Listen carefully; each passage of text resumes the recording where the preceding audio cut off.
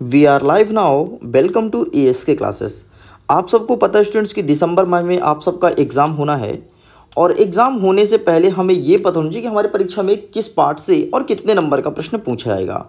जब आपको ये पता रहेगा तभी जा करके अर्धवार्षिक परीक्षा की बेहतर तैयारी कर पाएंगे, अन्यथा तैयारी असंभव है। आप तैयारी नहीं कर सकते अगर आपको सिलेबस ही नहीं पता है तो। एक बात बताओ, तुम जिस रास्ते पे जाना चाहते हो यदि वो तुमको रास्ता ही नहीं पता, तुम कैसे उस लक्ष्य तक पहुंचोगे? इम्पॉसिबल है ना। ठीक उसी प्रकार से अगर तुम एग्जाम में अच्छे नंबर लाना चाहते हो, तुमको गली तो पता होना चाहिए कि किस गली के थ्रू जाना है, तभी तो अच्छे नंबर लेकर के आओगे। तो इसी सिलसिले में अब मैं सभी विषय का सिलेबस प्रेजेंट करूंगा जो कि अर्धवार्षिक परीक्षा वर्ष 2023-24 में पूछा जाएगा। सबसे पहले कक्षा 12वीं की हिंदी का लेकर के आया हूँ। क्रमशः आपको सभी किताब से टिक करा दूंगा किस किताब से कौन सा चैप्टर पूछा जाएगा। आप टिक कर लेना और उसे अच्छे से पढ़ना स्टार्ट कर देना। इतना ही नहीं, व्याकरण खंड को भी सभी टिक करा दूंगा। जितने भी क्वेश्चंस आएंगे, कहाँ कहाँ से आएंगे, एक एक चीज़ आपको व्याकरण खंड का टिक करा दूंगा, तो वहाँ से ये कवर हो जाएगा। चलिए आगे बढ़ते हैं। सबसे पहले हम देखते हैं, आप बुक ओपन कर लीजिए। आरोह भाग 2 के नाम से एक किताब होगा। इसमें हम काव्य खंड में जाएंगे तो पद्य साहित्य का इतिहास एवं प्रवृत्तियाँ, इसको टिक कर लो। आगे देखते हैं गद्य खंड में, तो गद्य साहित्य का इतिहास देखना है, इसका विकास क्रम देखना है और लेखक परिचय। लेखक कौन कौन से आएंगे ये भी मैं अभी इसी वीडियो में कंसल्ट कर दूंगा। आगे बढ़ते यदि मैं व्याकरण की बात करूं तो यहाँ से निबंध किस प्रकार से लिखते हैं, मतलब एक निबंध आएगा, आप सबको पता है। पत्र लेखन, पत्र कैसे लिखते हैं ये भी आता है। देखो निबंध और पत्र, ठीक है। अभी मैं आवेदन पत्र की बात करूँ या फिर आपके वो एक और होता है ना कि शुभकामनाएं पत्र, ठीक, तो ये दोनों पत्र की बात कर रहा हूँ। ये दोनों पत्र यहाँ से देखने को मिलेगा। इसके बाद अपठित गद्यांश और पद्यांश, दो में से कोई एक पूछा जाएगा, ठीक है। आगे बढ़ते हैं नेक्स्ट। अगेन आपको आरोह भाग 2 में जाना है। काव्य खंड में जाए तो पहला पाठ है जो आत्म परिचय और दूसरा पाठ है एक गीत या फिर पतंग। इसको आप टिक कर लो, यहाँ से प्रश्न देखने को मिलेगा। देखो त्रैमासिक परीक्षा में इसी सिलेबस के अकॉर्डिंग ही आया था, इसलिए आपके सामने मैं रख रहा हूँ।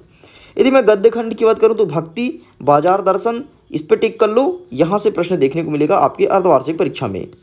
आगे बढ़ते हैं तो बितान भाग 2, यहाँ से एक आपका चैप्टर होगा सिल्वर बेल्डिंग और जूंघ, तो यहाँ पर टिक कर लो। एक नेक्स्ट जो है आपका किताब अभिव्यक्ति और माध्यम, यहाँ से विभिन्न माध्यमों के लिए लेखन और पत्रकारिता, यहाँ से प्रश्न देखने को मिलेगा। आगे बढ़ते हैं व्याकरण खंड में, तो रस परिचय एवं प्रकार। रस क्या होता है इसका परिभाषा देखना और रस के प्रकार जो 10 प्रकार हैं, सॉरी रस के 10 अंग हैं, प्रकार 4 हैं, स्थायी भाव, विभव, अनुभव, संचारी भाव, तो ये आपको देखना है।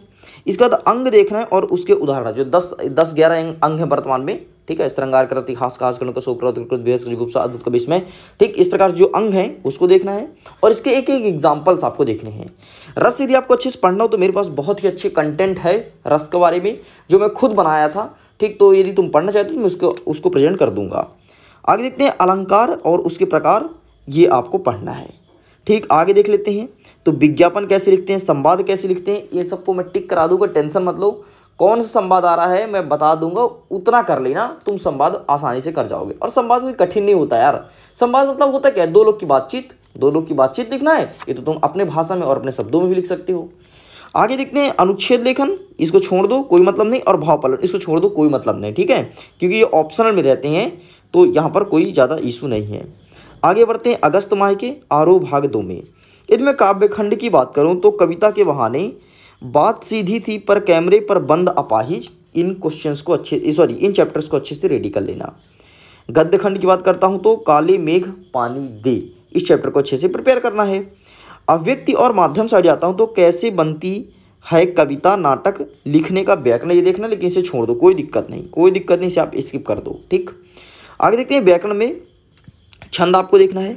शब्द शक्ति, देखो छंद पढ़ो या ना पढ़ो, लेकिन शब्द शक्ति से पिछले कई सालों से कई बार क्वेश्चन पूछा है, तो शब्द शक्ति को प्लीज अच्छे से कर लेना, ठीक। बाकी शब्द गुण के प्रकार, मुहावरे और लोकोक्तियाँ एक एक पूछा जाएगा, इनको चाहो तो स्किप कर सकते हो, लेकिन आप शब्द शक्ति को स्किप मत करना। देखो यार, आप भरोसा करो, जिसको मैं बोल रहा हूँ ना उस पॉइंट को अच्छे से पढ़ लेना। अगर तुम्हारे नंबर कट जाए तो बोलना, और प्रश्न भी वहीं से आएंगे, इस बात की गारंटी देता हूं मैं। भाई मुझे पिछले 3 से 4 साल पढ़ाने का एक्सपीरियंस है, उसी एक्सपीरियंस के बेस पर मैं आपके सामने वीडियो को प्रेजेंट कर रहा हूं और उसी के सहायता से मैं दावा ठोक के कहता हूं। आपको पता है पिछले साल ASK क्लासेस से क्लास 12th में एक स्टूडेंट्स का मध्य प्रदेश में 7th रैंक लगा था, ठीक। तो कोई छोटी बात नहीं होती, मध्य प्रदेश में टॉप करना बहुत बड़ी बात होती है, ठीक। अगर कोई चेक करना चाहता है तो जाकर के इंस्टाग्राम पर चेक कर सकते हैं, उनको पूरी डिटेल्स दी गई है। आगे देखते हैं सितंबर माह के आरोह भाग 2 में क्या पूछा गया है। तो गद्य खंड की बात करूं तो पहलवान की ढोलक, यहाँ से अच्छे से प्रिपेयर करना क्वेश्चन। बितान भाग 2 से बात करूं तो अतीत के दबे पांव और अव्यक्ति और माध्यम से कैसी लिखो कहानी, इसे अच्छे से प्रिपेयर करना है, ठीक है। आगे बढ़ते हैं नेक्स्ट, व्याकरण से शब्दों के प्रकार, शब्द कितने प्रकार के होते हैं, कोई मतलब नहीं, स्किप करो। आगे देखते हैं अक्टूबर माह के आरोह भाग 2 से क्या क्या टिक करोगे।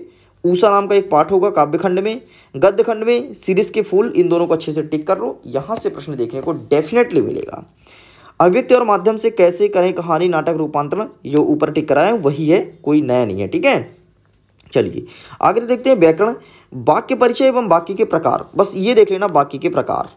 इतना ही नहीं, इस बार आपके परीक्षा में आएगा कि वाक्य को शुद्ध कैसे करते हैं, मतलब आपको दे देगा एक अशुद्ध वाक्य, जैसे राम जाति है ये दे दिया, इसको बोलेगा शुद्ध करो, तो राम जाति है क्या करेक्ट सेंटेंस है, नहीं, राम पुल्लिंग है तो जो उसका एक क्रिया लगेगा वो भी पुल्लिंग वाला लगेगा, तो राम जाता है, ये हो जाएगा, ठीक। तो वाक्य शुद्धिकरण देख लेना, 3 नंबर का प्रश्न यहाँ से देखने को मिलेगा ही मिलेगा। इस बात को ध्यान रखना, चाहो तो वाक्य परिचय एक बार छोड़ दो, लेकिन मैंने इसलिए पढ़ने के लिए बोला कि इसे पढ़ लोगे तो तुम्हारा जो वाक्य को शुद्ध करने की प्रवृत्ति है ना वो अच्छी हो जाएगी और वाक्य को तुम आसानी से शुद्ध कर पाओगे।